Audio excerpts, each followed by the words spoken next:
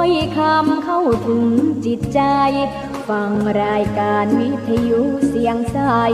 ส่งถึงใจไปสู่ปลายนาสารธรรมน้อมนำมองพระศาสดาบอกผู้คนทั่วลาหันมาเข้าวัดฟังธรรมคลื่นเสียงนี้เป็นคลื่นธรรมะจากใจส่งถึงบ้านไกลบ้านไกลฟังได้สุขใจล้ำยามดึกดื่นค่ำคืนมีงานต้องทำเป็นคลื่นสารธรรมเน้นย้ำธรรมะเพื่อนใจเสียงคลื่นธรรมบอกหลักธรรมให้คลายความเหงาฟังเสียงธรรมะเบาเบาบอกเล่าถึงคนบ้านไกลสื่อธรรมะบอกลดละระหว่างด้วยใจสื่อไปถึงสวงในเข้าใจหลักธรรมหลักดีลิ้วเพลงธรรมผูกสัมพันธ์จิตใจร่าเริงฟังสาระธรรมะบันเทิงรื่นเริงในชีวิตยามวันว่างเดินทางไปเยี่ยมสถานีนัดพบกันน้องพี่วันนี้วันดีวันเสาร์สวดมนต์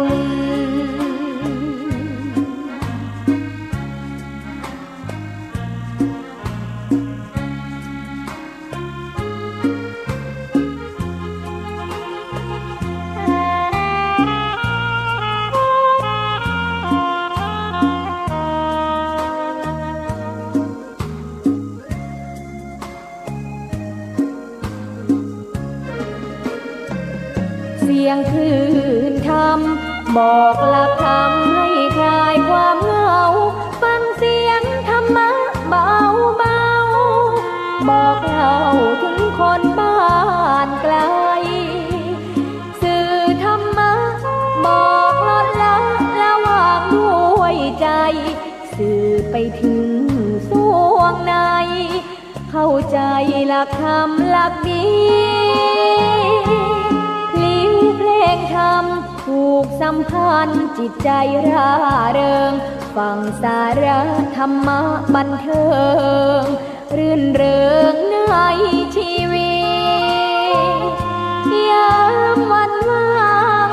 เดินทางไปเยี่ยมสถานีนัดพบกันน้องพี่วันนี้วันดีวันเสาร์สวดมนต์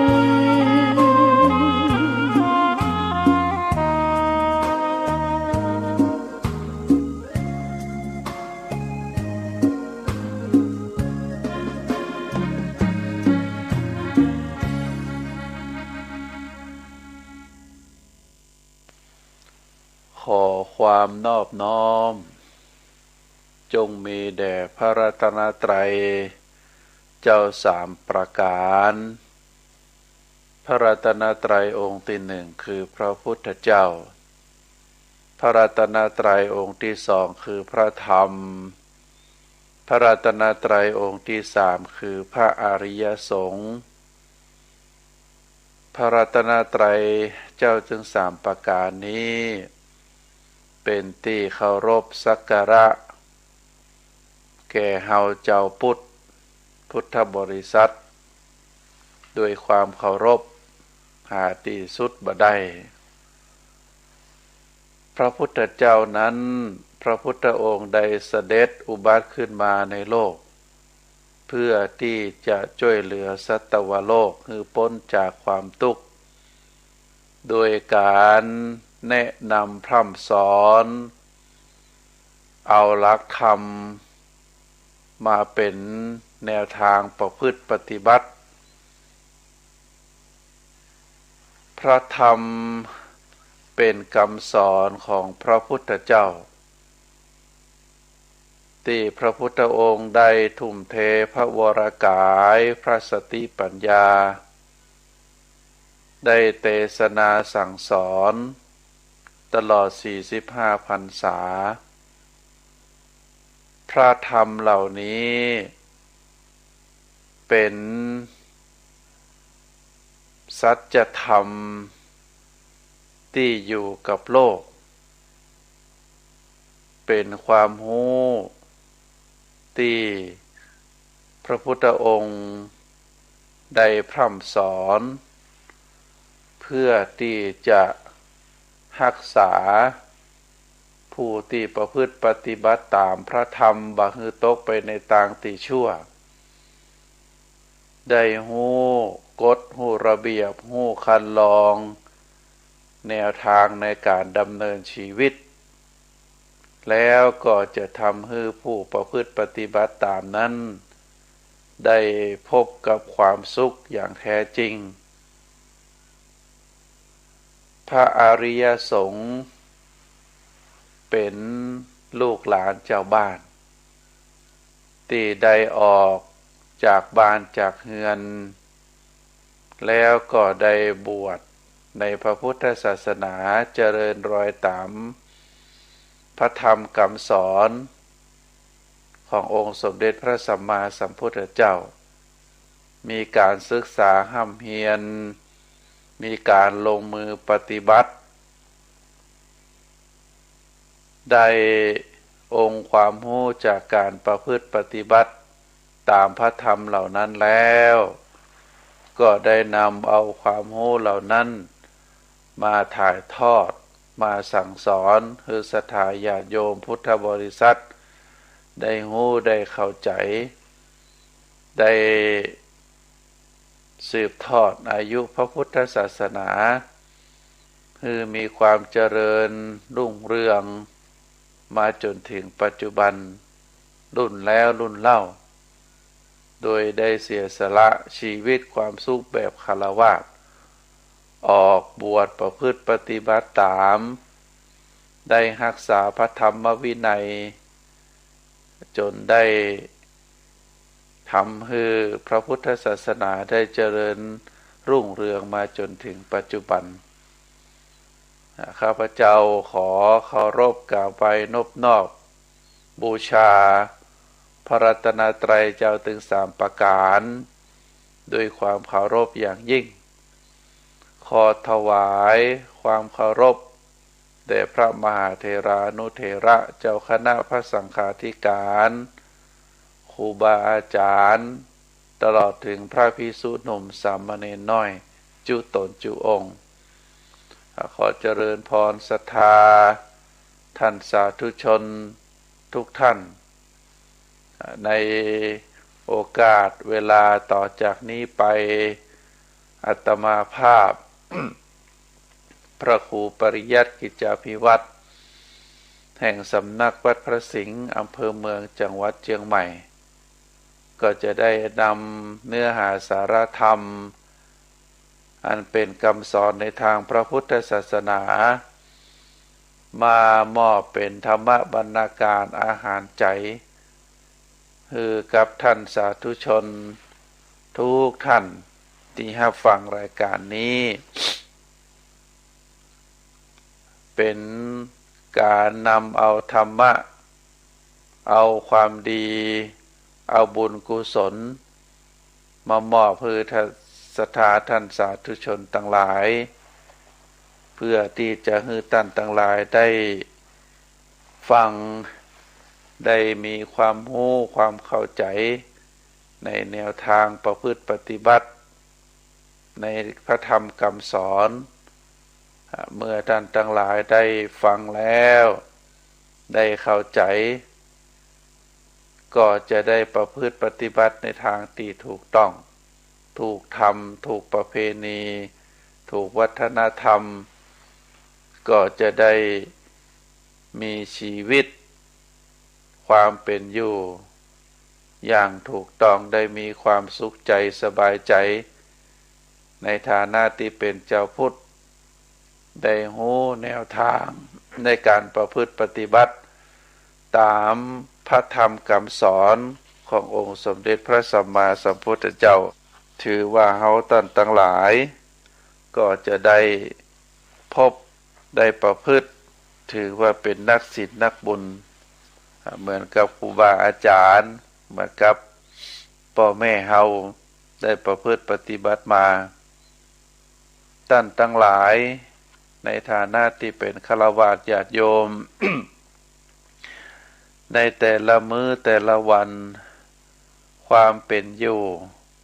ข้อวัดปฏิบัติมีความแตกต่างจากรุ่นพ่อรุ่นแม่เฮาเป็นจำนวนนักที่ว่าแตกต่างนั้นก็เพราะว่าสภาพสังคมปัจจุบันมีความเป็นอยู่มีข้อวัดปฏิบัติสภาพสังคมที่สลับซับซ้อนขึ้นในสมัยพ่อแม่เฮานั้นความเป็นอยู่ก็อาจจะเรียบง่ายเพราะว่าเป็นความเจริญรุ่งเรืองทางด้านวัตถุความเป็นอยู่ปฏิบัติตามข้อกฎข้อระเบียบต่างๆก็บ่สลับซับซ้อนเท่าใดโดยเฉพาะสังคมก็บ่สลับซับซ้อนเหมือนปัจจุบันสมัยแต่ก่อนเมื่อ 3-40 ปีก็อยู่กันแบบพี่แบบน้องอยู่กันแบบเอื้ออาทรต่อกันเจ้าบ้านในแต่ละหมู่บ้านก็ฮู้จักเป็นเครือญาติกันเมื่อผู้นำหมู่บ้านเมื่อวัดมีคณะกรรมการหมู่บ้านหลวงพ่อเจ้าอาวาสเรียกว่าเป็นที่เคารพสักการะบูชาได้ได้เอ่ยได้ตกลงกันก็จะมีความคิดเป็นแนวต่างเดียวกันแต่ว่าปัจจุบันสังคมสลับซับซ้อนในแต่ละหมู่บ้านก็มีคนเข้ามาอาศัยเป็นจำนวนนักบางส่วนก็เป็นข้าราชการบางส่วนก็เป็นนักธุรกิจบางส่วนก็เป็นผู้ประกอบกิจการส่วนตัวบางส่วนก็เป็นผู้ที่มาจากต่างบ้านต่างเมืองมีข้อวัดปฏิบัติประเพณีวัฒนธรรมอาจจะแตกต่างกันก็ทำให้สังคมในหมู่บ้านนั้นเป็นสังคมที่สลับซับซ้อนขึ้นในปัจจุบันต่างบ้านเมืองก็ได้ออกกฎหมายออกระเบียบมาเป็นจำนวนนักเพราะฉะนั้นความเป็นอยู่ที่แตกต่างไปก็ทำให้เฮาท่านทั้งหลายจะต้องใจธรรมะคำสอนขององค์สมเด็จพระสัมมาสัมพุทธเจ้าได้มาปรับใจในชีวิตประจำวันเพื่อที่จะให้ความเป็นอยู่ของเฮานั้นได้อยู่รอดปลอดภัยได้มีความสุขในการดำเนินชีวิตตามเป้าหมายเฮาบ่ชอบความทุกข์เฮาชอบความสุขความทุกข์ก็ทำให้มีความคับแค้นใจมีความบ่สบายใจอาจจะทำให้ภาวะความเป็นอยู่ที่มีความคับแค้นมีความบ่สบายใจมีความท้อแท้อันเกิดจากความทุกข์ความทุกข์ก็เกิดมาจากหลายสาเหตุหลายประการแต่ถ้าเราทำใจได้วางชีวิตของเราอยู่ในกรอบประเพณีกรอบวัฒนธรรมกรอบศีลธรรมบ่ไปล่วงละเมิดศีลธรรมบ่ไปล่วงละเมิดกฎหมายบ่ไปล่วงละเมิดประเพณีวัฒนธรรมเราก็จะมีความอยู่อย่างสะดวกสบายอันนี้อยู่ที่เจ้าของชีวิตที่จะต้องนำพาชีวิตคืออยู่ในศีลธรรมเมื่อเราได้อยู่ในกรอบเหล่านั้นแล้วเราก็จะบ่อึดอัดบ่ขัดเคืองเราก็จะอยู่ด้วยความผาสุกด้วยความสุขใจ ท่านสาธุชนทั้งหลายกฎหมายกฎกติกาต่างๆที่บัญญัติจัดวางกันไว้นั้นเฮาก็ถือว่าเป็นเครื่องมือสำหรับในการปกป้องหมู่คณะทำให้ผู้คนได้อยู่กันอย่างสงบสุขบ่ใช่สิ่งที่ผูกรัดมัดตัวจนหายใจบ่ออกหรือจำกัดสิทธิเสรีภาพจนเกินไปก็เพื่อที่จะปกป้องหรือป้องกันคนภายนอกบ่ให้เข้ามามีอำนาจเหนือคนภายในด้วยกันอันนี้เป็นสิ่งที่เฮาตั้งหลายก็ฮู้กันเป็นอย่างดีการอยู่ใน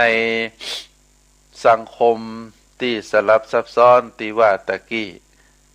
ก็จะต้องมีกฎหมายหรือกฎกติกาต่างๆเพื่อที่จะบัญญัติจัดวางกันไว้เพื่อที่จะเป็นเครื่องมือในการปกป้องหมู่คณะคนส่วนใหญ่ก็คืออยู่กันอย่างสงบสุขตามที่ว่านอกจากบ้านเมืองจะสงบสุขแล้วจิตใจของคนอยู่ก็จะต้องสงบสุขโดยธรรมโดยวินัยบ่ใช่ว่าการวางกฎวางระเบียบบ่เป็นธรรมเพราะว่าการที่เฮามีกฎหมายมีกฎกติกาข้อวัดปฏิบัติต่างๆตึงด้านนิติธรรมตึงด้านประเพณีวัฒนธรรมถึงกฎกติกาของสังคมก็เป็นเรื่องสำคัญเพราะว่าคนเฮานั้นมาจากต่างครอบครัวมาจากต่างประเพณีวัฒนธรรมข้อวัดปฏิบัติบ่เหมือนกันเมื่อคนเฮามีพื้นฐานทางด้านคุณธรรมทางด้านศีลธรรมที่แตกต่างกันเฮาก็จะต้องมีกฎมีระเบียบไว้ร้อยรัดไว้ร้อยรัดคนที่อยู่ในสังคมฮืออยู่ด้วยกันอย่างมีความสุขอันนั้นเป็นสิ่งที่เกิดขึ้นณปัจจุบันเปิ้นบอกว่าเหมือนกับหัวบ้านที่มีหัวมีกำแพงรอบครอบชิดก็จะมีประโยชน์อยู่สองอย่างหนึ่งทำให้คนที่อยู่ภายในบ้านรู้สึกปลอดภัยมีอิสระที่จะทำอะไรอย่างใดตามความสะดวกสบายภายในหัวบ้านและก็เป็นการป้องกันบุคคลภายนอกรวมทั้งสัตว์ต่างๆบ่ให้เข้ามาก่อเรื่องก่อราวก่อความรำคาญภายในบ้านตามอำเภอใจอันนี้เป็นสิ่งที่เกิดขึ้นประโยชน์จากการทำหัวบ้านกำแพงหรือมีหัวรอบชิดก็จะเป็นประโยชน์นะถึงสองอย่างก็คือเจ้าของบ้านคนที่อยู่ในบ้านมีความแคล้วคลาดปลอดภัยจะปลูกต้นไม้จะตบแต่งให้มีความสวยงามก็อยู่ภายในหัวบ้านของตัวเองแล้วก็ส่วนแห่งประการหนึ่งนั้นก็ปกป้องคุ้มครองป้องกันบุคคลภายนอกหรือสัตว์ต่างๆบ่ให้เข้ามาภายในบ้านก่อความรำคาญเจ้าของบ้านกฎระเบียบที่ปรากฏอยู่ในสังคมเฮาบ้านเมืองเฮาก็มีความจำเป็นสำหรับคนที่อยู่ร่วมกันเป็นหมู่เป็นคณะเป็นสังคม บัดใจว่าต่างคนต่างอยู่ต่างคนต่างทำตามความต้องการอยู่ด้วยกันนักแล้วคนนี้ก็จะทำอย่างนี้คนนั้นก็จะอย่างนั้นคนนี้ก็จะว่าจะนั้นถ้าหากบ่เป็นไปตามกฎตามระเบียบความวุ่นวายก็จะเกิดขึ้นอย่างบ่ฮู้จบแต่คนประเภทหันแก่ตัวชอบทำอย่างตามใจบักคำนึงถึงความเดือดร้อนของคนอื่นและก็ผู้คนที่ตกอยู่ในอำนาจของกระแสกิเลสกระแสโลกนั้นก็มักจะบ่เห็นชอบแล้วก็บ่ชอบกฎหมายกฎระเบียบต่างๆบ่ชอบกฎเกณฑ์ที่มีอยู่ในสังคมชอบแต่จะฝ่าฝืนและหาทางลบเลี่ยงอยู่เสมอการที่โลกเดือดร้อนและบ่สงบสุขมาโดยตลอดก็จึงเกิดจากคนประเภทนี้ก็คือคนที่อ้างสิทธิส่วนบุคคลอ้างว่าตัวเองมีความอิสระในส่วนตัวบ่สนใจบ่เคารพกฎหมายจะทำอะไรอย่างก็ทำตามใจอันนี้ก็ทำให้สังคมบ่มีความสุขสังคมเดือดร้อนเพราะฉะนั้นเฮาท่านทั้งหลายในฐานะที่เกิดมาเป็นเรียกว่าเป็นสัตว์สังคมอยู่โดยการเป็นจำนวนนักเฮาก็จะต้องมีกฎมีระเบียบเคารพกฎหมายปฏิบัติตนคืออยู่ในกรอบของกฎหมายอยู่ในกรอบศีลธรรมอยู่ในกรอบประเพณีวัฒนธรรมที่บรรพบุรุษได้ร่วมกันสร้างไว้เคารพตึงของเก่าแล้วก็เคารพตึงของใหม่ก็จะอยู่ด้วยกันอย่างมีความสุขบางครั้งเราจะเอาแบบใหม่บ่เอาแบบเก่าก็บ่ได้หรือบางทีบางครั้งจะเอาแบบเก่าบ่ยอมรับของใหม่มันก็บ่ได้การอยู่ในสังคมในปัจจุบันเราก็จะต้องเคารพกฎกติกาจะต้องมีข้อวัดปฏิบัติที่จะต้องแบบอนุรักษ์ของเก่าไว้ตัวแล้วก็พัฒนายอมรับสิ่งที่เกิดขึ้นในสมัยใหม่จะฮืออยู่เหมือนเดิมก็บ่ได้จะฮือเป็นแบบใหม่จ๋าบ่เอาของเก่าก็บ่ได้เพราะฉะนั้นเป็นการประสานตึงแบบเก่าตึงแบบใหม่เข้าอยู่ด้วยกันร่วมกันอย่างกลมกลืนของเก่าก็อนุรักษ์ไว้ของใหม่ก็รับเข้ามาผสมประสานฮู้ตึงเก่าฮู้ตึงใหม่เพราะว่าศาสตร์ต่างๆองค์ความรู้ต่างๆก็เป็นสิ่งที่มีประโยชน์ทั้งนั้นองค์ความรู้เดิมโดยมีรากฐานมาจากประเพณีดั้งเดิมวัฒนธรรมดั้งเดิมแล้วก็ผสมผสานกับสิ่งที่มันเจริญขึ้นกฎระเบียบของสังคมที่สลับซับซ้อนขึ้นเฮาก็บ่ว่ากันได้อยู่ด้วยกันอย่างมีความสุขเพราะว่าเป็นรอยต่อทั้งแบบโบราณและก็ปัจจุบันเป็นรอยต่อผสมผสานกันบางสิ่งบางอย่างมันเกิดขึ้นใหม่เฮาก็ทำได้บางสิ่งบางอย่างเป็นของเก่ามันดีอยู่แล้วเฮาก็ช่วยกันรักษาไว้รุ่นต่อรุ่นเพื่อที่จะให้ ลูกหลานเยาวชนได้ฮู้ได้หันได้มีความฮู้ถึงสิ่งที่มันเป็นรากเหง้าทางวัฒนธรรมเป็นรากเหง้าทางประเพณีของบรรพบุรุษของเฮาแล้วก็มาผสมผสานกับศาสตร์ใหม่ของใหม่ที่เกิดขึ้นโดยที่เป็นความคิดของมนุษย์เฮาซึ่งเฮาก็เข้าใจว่าสิ่งทั้งหลายทั้งมวลนี้มนุษย์เฮาได้คิดค้นขึ้นมาได้พัฒนามาต่อยอดมาจากของเก่าก็เพื่อที่จะให้มนุษย์เฮานั้นได้มีความเป็นอยู่อย่างสะดวกสบายถ้าเฮาคิดเป็นลักษณะแบบนี้ก็จะบ่มีปัญหาอย่างต่างๆอยู่ด้วยกันตึงแบบเก่าแบบใหม่เพราะว่าจะเป็นของที่เป็นดั้งเดิมของบรรพบุรุษเฮากับของใหม่ที่เกิดขึ้นมา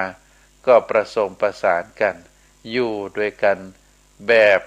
ผสมผสานก็จะมีความสุขในศรัทธาญาติโยมศรัทธาญาติโยมท่านทั้งหลายในอดีตการมีเรื่องเล่ามีพระราชาพระเจ้าแผ่นดินได้ปกครองโดยใช้กฎหมายเป็นเครื่องมือทางกฎระเบียบข้อบังคับได้ประกาศใช้เป็นจำนวนนักไผที่ล่วงละเมิดก็จะถูกลงโทษตามความผิดโดยวิธีที่ทำปกครองบ้านเมืองในแบบนี้โดยอาศัยกฎหมายบ้านเมืองได้อาศัยกฎระเบียบข้อบังคับก็ทำให้บ้านเมืองนั้นอยู่ด้วยความสงบสุขทุกคนเกรงกลัวกฎหมายกันก็ทำให้บ้านเมืองที่ปกครองโดยพระราชาพระองค์นี้ได้อยู่กันอย่างมีความสุขสำหรับประชาชนข้าราชการปกวานิชก็ทำมาหากินโดยสุจริตเกรงกลัวกฎหมายเพราะว่าได้ถือปฏิบัติตามกฎระเบียบข้อบังคับที่ได้วางไว้ซึ่งประชาชนข้าราชการและก็ปกวานิชต่างก็มีความพอใจในการปกครองแบบนี้แต่ก็มีคนแห่งจำพวกหนึ่งหันว่าการจำกัดสิทธิเสรีภาพหันว่าการปกครองแบบนี้เป็นการกำจัดสิทธิเสรีภาพเกินไปเหมือนจะมัดมือมัดเท้าเนี่ยอะหยังก็บ่ได้ตามใจชอบก็มีความอึดอัดคัดใจปรารถนาที่จะให้พระราชานั้นผ่อนเพลาหรือยกเลิกกฎหมายต่างๆคือแบบมีความอิสระเสรีธรรมอย่างก็ตามใจได้แต่คันจะไปกราบทูลโดยตรงก็บอกกล้าก็ได้คิดหาวิธีหาช่องทางที่จะกราบทูลให้พระราชาได้ฮู้ได้เข้าใจก็จึงพากันไปหาพระมหาเถระรูปหนึ่งที่พระราชาทรงนับถือได้ขอร้องพระมหาเถระรูปนั้นหากมีโอกาสได้เข้าไปในวังก็ขอช่วยถวายพระพรขอร้องแต่พวกตนเมื่อหันพ้องจองกันแล้วก็ได้ไปหาพระมหาเถระรูปนั้นที่วัดแล้วก็ ทรงกราบเรียนขอร้องพระคุณท่านได้ช่วยกราบทูลพระราชาตามความต้องการของตนพระมหาเถระก็รับการขอร้องกรรมเหล่านั้นจากบุคคลกลุ่มนี้ก็จึงได้รับปากว่าจะกราบทูลพระราชาให้ทรงทราบแต่ก็บ่รับรองว่าจะได้ผลหรือไม่เมื่อมีโอกาสพระมหาเถระได้เข้าไปในวังพระราชาก็ได้ทรงต้อนรับพระมหาเถระด้วยอัธยาศัยอันดีช่วงหนึ่งแห่งการสนทนาพระมหาเถระก็ได้ถวายพระพรไปว่าขอ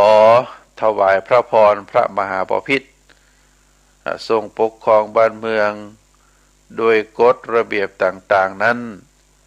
ก็ดีอยู่แต่ก็มีประชาชนเป็นจำนวนนักมีความเดือดร้อนเกิดความอึดอัดเหมือนถูกจับมัดไว้กับที่จะเหยียดมือเหยียดเท้าก็บ่สะดวก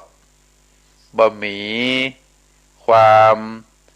อิสระเสรีเขาว่ากันอย่างนั้นจึงขอให้อัตมาภาพมาเป็นตัวแทนเพื่อให้ทรงผ่อนคลายกฎระเบียบลงพ่องพระราชาทรงนิ่งอยู่คู่หนึ่งบ่รับแต่ก็บ่ปฏิเสธทันทีด้วยความเกรงใจในพระมหาเถระสุดท้ายพระองค์ก็จึงได้ตรัสกับพระมหาเถระว่าเรื่องนี้มันเป็นเรื่องใหญ่โยมขอตรึกตรองสัก7 วันก่อนนอกแล้วก็จะให้คำตอบแก่พระคุณท่านเมื่อพระราชาได้ตรัสอย่างนั้นแล้วพระมหาเถระก็จึงได้ถวายพระพรลาก่อนที่จะส่งพระมหาเถระกลับวัดพระราชาทรงคิดอุบายได้ก็จึงได้ถามพระมหาเถระไปว่าที่วัดของพระคุณเจ้ามีลิงเลี้ยงไว้ก่อนพระราชาพระเถระพระมหาเถระก็ได้ถวายพระพรไปว่าบ่ได้เลี้ยงไว้สักตัวมหาบพิตรพระราชาก็จึงได้ว่าถ้าอย่างนั้นก็ขอพระคุณเจ้าได้รับลิงจากวังไปเลี้ยงสักตัวนอกตีวังนี้มีลิงเป็นจำนวนนักเมื่อพระเถระถวายพระพรรับไว้พระราชาก็ได้ทรงรับสั่งให้นำลิงตัวหนึ่งมาถวายพระคุณเจ้าพร้อมทรงกำชับว่าลิงตัวนี้ขอพระคุณเจ้าเลี้ยงมันอย่างอิสระเสรีมันอยู่ในวังนี้มันถูกล่ามโซ่ไว้แต่เมื่อไปอยู่วัดหากได้เป็นอิสระก็คงจะสบายดีพระมหาเถระก็รับที่จะปฏิบัติตามเมื่อไปถึงวัดแล้วก็ได้ปลดโซ่ออกจากคอลิงคือมันกระโดดโลดเต้นไปตามภาษาท่านพระมหาเถระมองดูลิงโดยความสุขเมื่อหันลิงนั้นมันเป็นอิสระแต่ว่าเหตุการณ์ที่เกิดขึ้นลิงก็คือลิงเป็นสัตว์หน้าขนบ่อยู่นิ่งเพียงข้ามคืนมันก็เริ่มออกลายของความเป็นลิงเมื่อมีผู้คนเข้ามาทำบุญในวัดมันก็แหกปากแหกตาหลอกผู้คน นอกจากนั้นก็ไล่ไปจับละอ่อน ก็ทำให้ความโกลาหลเกิดขึ้นภายในวัด เมื่อเด็กวัดไล่ตี มันก็กระโจนขึ้นไปบนกุฏิขึ้นไปบนหลังคาทั้งกุฏิทั้งวิหาร โดยเฉพาะศาลาทำบุญกุฏิหลวงพ่อเจ้าอาวาสก็ได้ลื้อตีมุงหลังคาได้ลื้อได้ถอนเอาขว้างลงมากระโดดไปตีปุ่นไปตีเพลื้อกระเบื้องโยนลงมาพ่องทั้งพระทั้งเนนทั้งเด็กวัดก็ต้องไล่ลิงตัวนั้นจนบ่เป็นทำการทำงานบ่ได้ประพฤติปฏิบัติเหมือนปกติตอนกลางคืนลิงตัวนั้นมันก็มานอนได้เที่ยวไปตั้งปุ้นตั้งเพลือเข้าของกระจุยกระจายคนตีนอนก็นอนบ่หลับก็จนถึงแจ้งก็เกิดความวุ่นวายอันนี้เป็นสภาพที่เกิดขึ้นภายในวัดเนื่องจากว่าลิงที่เคยมัดไว้ ก็บ่ได้มัดก็ทำให้เกิดความวุ่นวายเกิดขึ้น ทางวัดทางศาลาแค่2 คืน 3 วันก็ทำให้เอาวัดทางวัดนั้นมาเป็นวัดเป็นวาพระมหาเถระเมื่อหันท่าบ่ได้การก็ได้เอาโซ่มาล่ามมัดไว้แล้วก็ฮือคนจุงโดยตั้นเข้าไปในวังขอเข้าเฝ้าพระราชาด่วนทางเจ้าหน้าที่ก็อำนวยความสะดวกคือเข้าเฝ้าเมื่อพระราชาได้หันพระมหาเถระเข้ามาในวังพร้อมด้วยลิงตัวนั้นก็ได้ตรัสถามว่าพระคุณเจ้ามีธุระอะไรอย่างกับโยมแห่มกา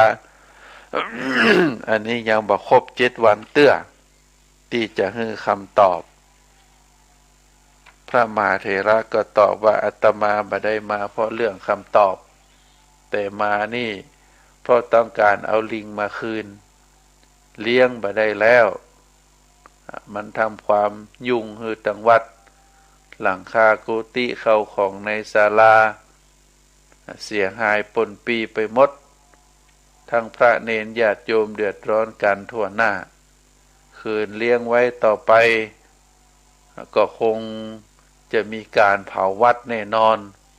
อาตมาขอคืนมหาบพิตรขอถวายพระพรพระราชาทรงหู้ว่าเหตุการณ์เป็นไปตามอุบายวิธีแล้วแต่ก็บ่ทรงเปิดเผยให้พระมหาเถระทราบความจริงแต่ก็ได้ตรัสว่าพระคุณเจ้าขอรับเรื่องที่โยมพลัดกับพระคุณเจ้าไว้ว่าจะให้คำตอบภายใน7 วันนั้นพระคุณโยมก็ขอตอบในวันนี้เลยเนาะการที่พระคุณเจ้าได้นำลิงไปเลี้ยงโดยบ่ได้ล่ามโซ่ก็ยังทำความเดือดร้อนถึงป่านนี้ลิงตัวเดียวที่มีอิสระยังก่อความวุ่นวายทำความโกลาหลคือความเดือดร้อนเกิดขึ้นตั้งวัดโยมปกครองผู้คนตึงเมืองผู้คนเป็นจำนวนนักหากบ่มีกฎบ่มีระเบียบหรือไล่กติกาบังคับ ก็จะวุ่นวายกันถึงขนาดไหน ก็คงบ่แตกต่างอันหยังจากลิงที่บ่ได้ล่ามโซ่นั่นละ ผู้คนก็จะทำอะไรอย่างตามใจชอบอยากจะฆ่ากันก็ฆ่าอยากจะยิบฉวยเอาของไผก็ยิบฉวยได้อยากจะข่มเหงรังแกลูกเขาเมียไผก็จะทำตามความปรารถนานึกอยากจะด่านึกอยากจะว่านึกอยากจะใส่ร้ายไปสีไผนึกอยากจะกินเหล้าเมายาอาละวาดชกต่อยก็ทำไปถ้าเป็นอย่างนี้แล้วบ้านเมืองก็จะเกิดกรียุคลุกเป็นไฟไปไหนมาไหนก็บ่ปลอดภัยนอนตาบลับ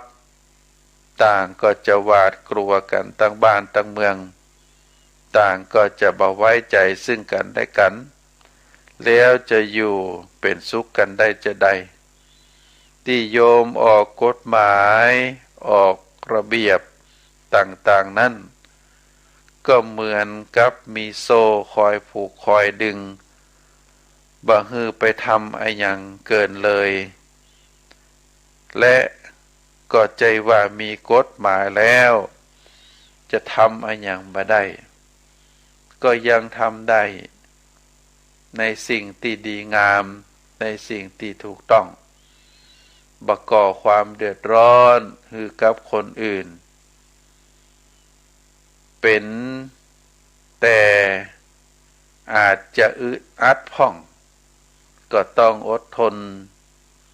ยอมแลกดีกว่าที่จะปล่อยไปตามยถากรรมหรือพระคุณเจ้ามีความหันเป็นจะได้พระราชาได้ตรัสกับพระมหาเถระในตอนท้ายก็ทรงถามความคิดของพระมหาเถระว่ามีความคิดเห็นเป็นจะได้พระมหาเถระก็ได้ถวายต่อพระราชาว่าขอถวายพระพรอาตมาก็เห็นชอบด้วยที่บ้านเมืองต้องมีกฎหมายแต่ที่อาตมามาขอบิณฑบาตนั้นก็เป็นคำขอร้องจากประชาชนส่วนหนึ่งแต่เมื่อมหาบพิตรทรงให้เหตุผลดังที่ว่ามานี้อาตมาก็จะนำไปชี้แจงให้เจ้าบ้านได้เข้าใจพระมหาเถระก็ได้ถวายพระพรแล้วก็กลับไปวัดไปชี้แจงไปอธิบายถึงเหตุถึงผลในเรื่องการปกครองบ้านเมืองโดยกฎโดยระเบียบตามที่พระราชาได้ตรัสไว้เจ้าบ้านก็เข้าใจถึงเหตุถึงผลของต่างบ้านเมืองที่ได้ออกกฎออกระเบียบไว้เพราะฉะนั้นเหมือนกับที่อาตมาได้เกริ่นไว้ในเบื้องต้นว่า